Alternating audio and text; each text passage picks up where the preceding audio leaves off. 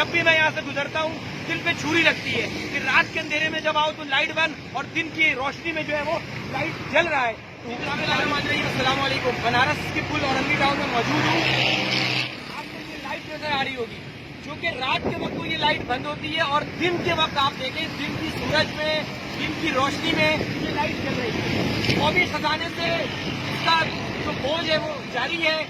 एक जो सबसे बड़ा मसला हमारे घरों में जो है लाइट्स नहीं होती, लोड शेडिंग का मसला होता है और यहाँ पर बेदरीग तरीके से इलेक्ट्रिसिटी को लुटाया जा रहा है।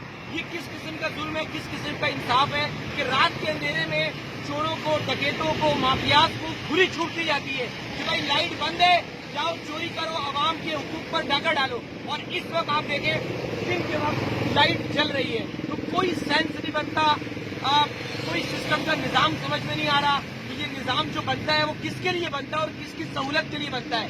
तो ये एक बहुत बड़ी हकीकत थी जो मैंने सोचा आप लोगों को दिखाऊं, क्योंकि जब भी मैं यहाँ से गुजरता हूँ दिल पे छुरी लगती है कि रात के अंधेरे में जब आओ तो लाइट बंद और दिन की रोशनी में जो है वो लाइट जल रहा है। तो हुकाम बाला से मेरी अपील है कि खुदा के वास्ते नोटिस लें, इस सिस्टम को बहाल करें, ठीक करें, ताकि आवाम के जानो माल को भी महफूज बनाया जा सके और इलेक्ट्रिसिटी को भी बचाया जा सके। बहुत शुक्रिया।